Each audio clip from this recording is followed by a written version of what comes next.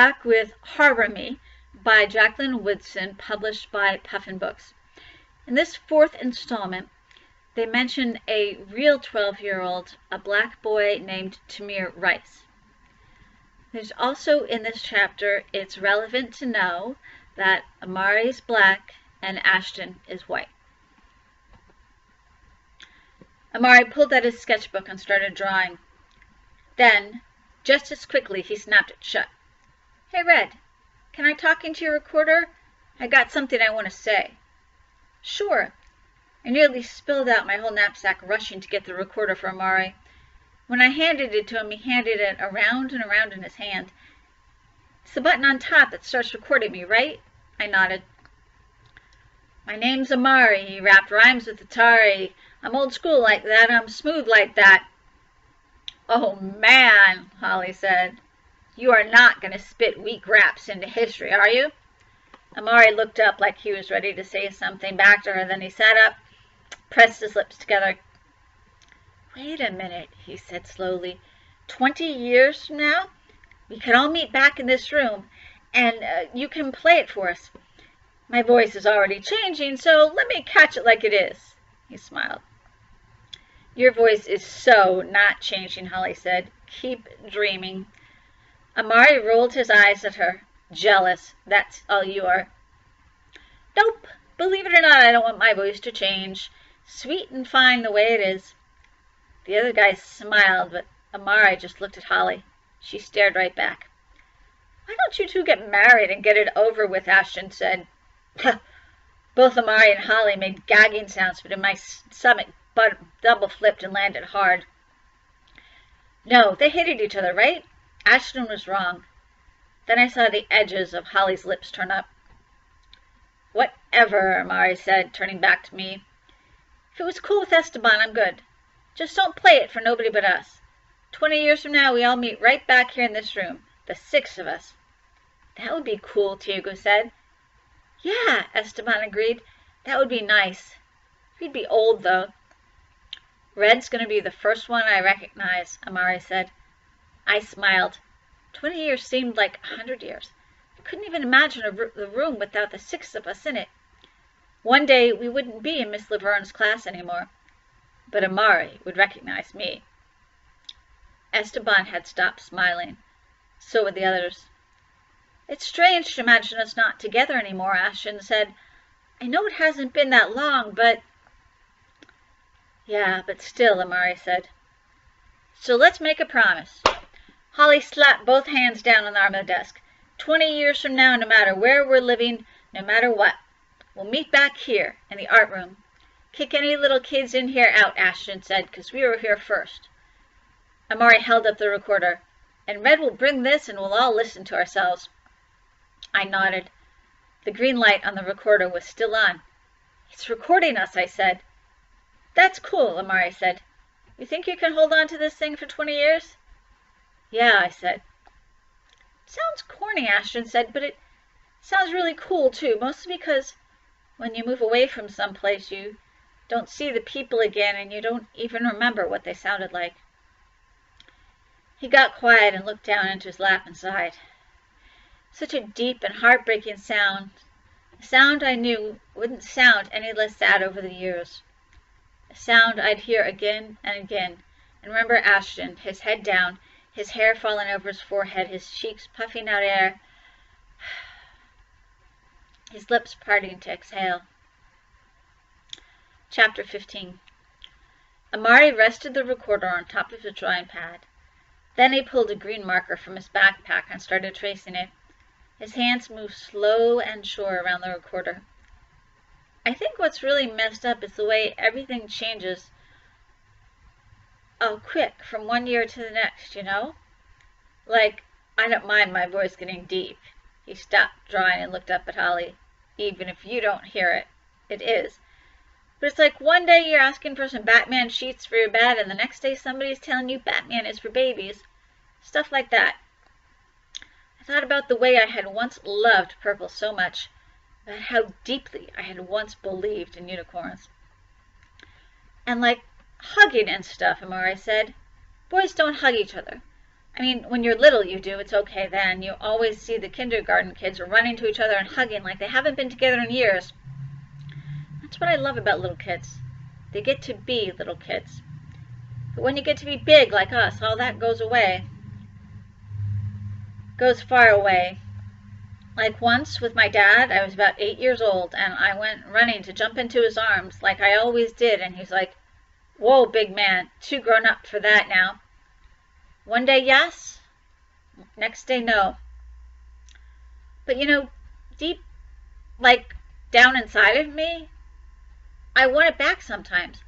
I want to hug you, Esteban, like Red hugged you and say, "That sucks, bro." I want to promise you, your dad will be back, and soon, and this'll just be a glitch in the road. That's what my dad calls this moment we're living in, a glitch in the road. The Saturday before last, he wouldn't let me go anywhere. Not to Ashton's house, not to the corner store, not even to the shoot to hang out with my boys in the block. He kept saying, "You just sit tight, Amari, and watch all the TV you want. I'm going to talk to you later." Ashton looked up at us. "All the TV you want?" I was like a zombie talking, because my dad is the king of turn off the TV and read a book. My dad is the I'll throw that TV out the window kind of dad.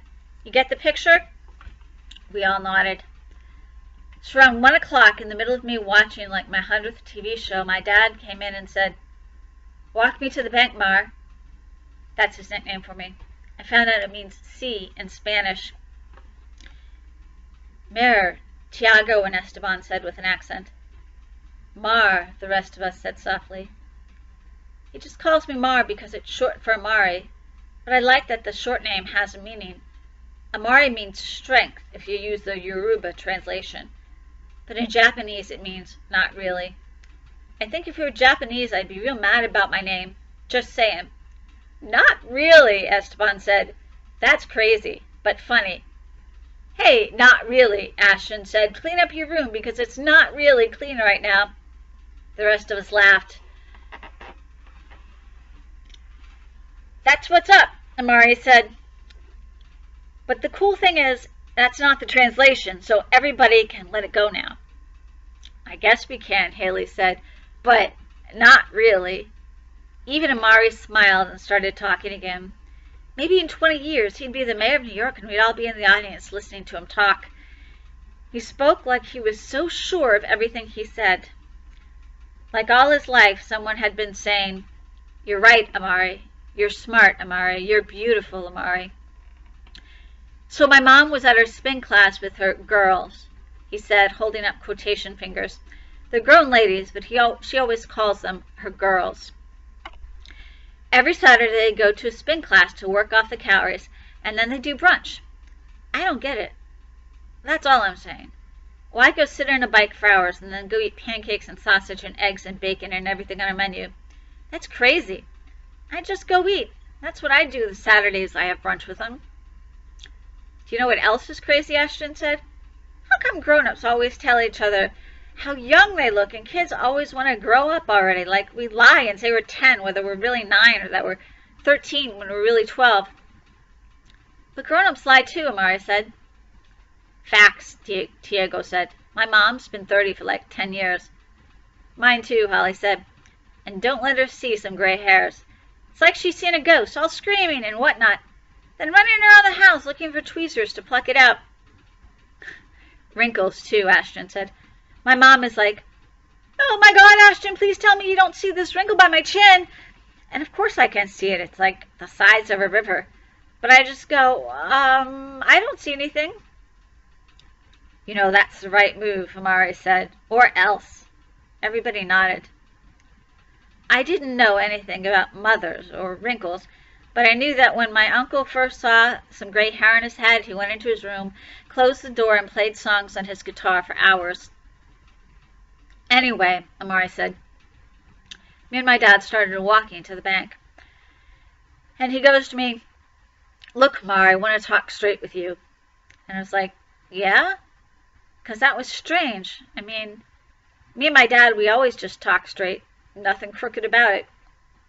So he says to me, 'You're in 5th grade now. Happened so fast, I didn't even see you're coming.' I had to smile at that. It had to be at least 2 years since I had sat on his lap. Then my dad said, "This country is going a little bit crazy. I know it's just a glitch in the road, but I want you to know there are things you can't do anymore." And I'm like, "What kind of stuff?" Because I thought the older you got, the more stuff you got to do, but can't. He said, "You can't be running around the playground with that water gun, for one, or that Nerf gun, or that little light-up keyring gun thing you got from your aunt last year. You can't even carry that in your pocket anymore." Then my dad goes, "You get me, right, Mar?" And I just nodded. I was so mad I didn't even want to look at him. Amari looked around at us. I knew what he was talking about. I'd seen the papers and Holly's mom and dad talking about a boy who got killed for playing with a toy gun. Holly's mom said that wouldn't have happened if the boy was white, and Holly's dad had nodded. "The cops who shot that kid in the park didn't even ask him any questions," Amari said. "Just came into the park and shot him right away. And then when his big sister tried to run to him, they didn't even let her go to him." "How come they didn't let her?" Ashton looked surprised, like maybe this was the first time he was hearing the story. Amari shrugged. "I don't even know," he said. "It's crazy. My sister's 17 and she would lose her mind if anyone even looked at me funny. That's how crazy she is about me. When I heard about that boy and his sister, it made me twist up. Made me want to punch a wall, or even worse. That boy could have been me, or Esteban, or Tiago." "Or me," Ashton said. Amari didn't say anything to Ashton. He acted like he hadn't heard him and kept talking. "My mom never liked me playing with guns anyway," Amari continued. "So I knew my days of playing with them were numbered, but I didn't know it would all come this quick. You know, like with the hugs. I felt like I woke up one day and it was just corny to do, but playing with my guns wasn't corny yet. A water fight on a hot day is still the best thing ever." "Facts," Tiago said. "When you're all hot and somebody comes out of nowhere and starts squirting you, you act mad, but son, I gotta say, it's the best, bro." "For real," Amari pounded Tiago's fist. "And that Nerf gun you got, eh?" Amari said. "That one that shoots like 50 feet? That's power." "Yeah," said Ashton. "Remember when we were shooting the dead leaves off the tree?" Amari nodded, and we were like, "Pow, pow, pow, pow." "Some serious sharp shooting," Ashton said. They both got quiet. I could tell by their faces they were back in the park with their Nerf guns aiming at the trees. "No disrespect to you, Ashton, but it sort of sucks that you can go to the park with that gun and not have to worry about getting killed." "It's okay," Ashton said, but he started biting on his bottom lip. "I can't stand guns," Holly said. "I never saw one in real life and never want to." "Nobody's talking about real guns," Amari said. Then he looked at Ashton. "Ashton, you're like one of my best friends. You know that, right?" Ashton nodded. "Same." "But that kid getting killed, and then my dad saying I couldn't play with guns anymore, that made me hate you. But I didn't do—" "Not you. I mean, I didn't hate you. I don't know how to say it." "I do," I said. "It's not fair. It's not fair that you're a boy and Ashton's a boy and he can do something you can't do anymore. That's not freedom." Amari nodded. "Yeah, to what Red's saying. You can just play with your Nerf guns all you want whenever you want and no cop is going to run up and shoot you." Amari stopped talking. He got up and walked over to the window, taking the recorder with him. Then, in slow motion, he made the hand that wasn't holding it into a gun, straightened his arm, and aimed outside. "The cops that shot that boy in the stomach," he said, "with real bullets, not soft ones that bounce off. And the boy fell in the playground, and then he was dead." Amari kept his gun hand pointed at the window, his voice dropping down low. "And maybe if it was a windy day, the swings just kept on swinging. Maybe it made that whiny sound that swings make when they're still moving and nobody's on them. And that boy should have been running and playing and jumping off those swings. Whenever I jump off a swing, it feels like I'm flying. It feels like I'm more free than anything. That boy should have been having that feeling. He shouldn't have been feeling like he was dying. He should have been feeling like he was free. Chapter 16. It was 3:15, and I could hear the kids moving through the hall and leaving school, but none of us moved. Then the halls got quiet. It felt like we were the only ones left in the building. Ashton was looking down at his hands. Amari gave me back the recorder and started putting his drawing pad and pens back into his knapsack. I slid the recorder into mine. The door squealed open and Miss Laverne came in. She had this small smile. That grown-up smile that says, "See, I knew this was the right thing." Then she saw that none of us were smiling. "All okay?" she asked. We didn't say anything at first. Then Amari said, "We're good. We were just finishing up." He sounded like a grown-up. "Okay." Miss Laverne looked a little confused. "But be out of here at 3:30 at the latest and have a great weekend." We all said goodbye to her and waited until the door clicked shut. "I think your dad's just being unfair," Ashton said. "It's just plain, and plus the Nerf guns are orange, so it's not like they look real or anything." "The kid that got killed had a toy gun," Amari said. "My pop said it's like we're suspects from the day we're born." Amari and Ashton looked at each other, both of them mad. "Yeah," Holly said.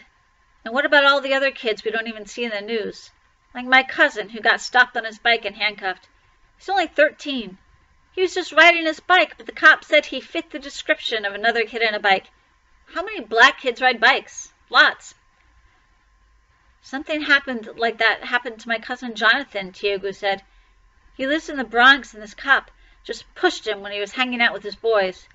They were hanging out by those mansions up at Van Cortlandt Park, and the cop said they didn't live there, but one of his friends did. Plus that cop said they're being loud, but they're teenagers, duh." "Yeah," Holly said. "Show me some quiet teenagers." "And what about that guy with asthma they choked?" Amari said. "And that other guy who got beat up by a bunch of cops and nobody would have known about it if somebody hadn't recorded it on their phone." "It could happen to anybody," Ashton said. "Not just, like, black guys and Puerto Rican guys." Amari stood there looking at Ashton for a minute. Then he just shook his head and put his backpack on his shoulder. "Show me one time it was somebody who looked like you, Ashton." "I still think," Ashton started to say. Amari didn't wait for him to finish, though. Just left without even waving goodbye. Chapter 17. The Familiar. You walk the land you've always known. The river, the ocean, the deep forest belong to you. This is Lenape Hogan. This is your home. You know the print of every animal moving through the dirt. Deer, raccoon, rabbit, bear. You know the scent of pine and the many ways root bark can heal. Then one day, there's a ship on the water. Then another and another. You learn quickly that the men on board aren't kind. Behind you, children play a game involving small stones. Behind you, your mother and grandmother scrape an animal hide clean, then hang it to dry in the sun. A baby sleeps shaded in his cradle board, hanging from a tree. You watch, listen to the stories the women tell each other, the way their gossip lifts up into the wind and moves through this land. This land that's your land. Then men come closer, and they raise their guns. For a long time, these people's stories will bury yours. Would you harbor me? Who would you have harbored? Miss Laverne asked us. I thought about this as Amari left the classroom with his knapsack on his shoulder, and Ashton looked down at his hands. We'll be back next time on Book Bites with another installment of Harbor Me.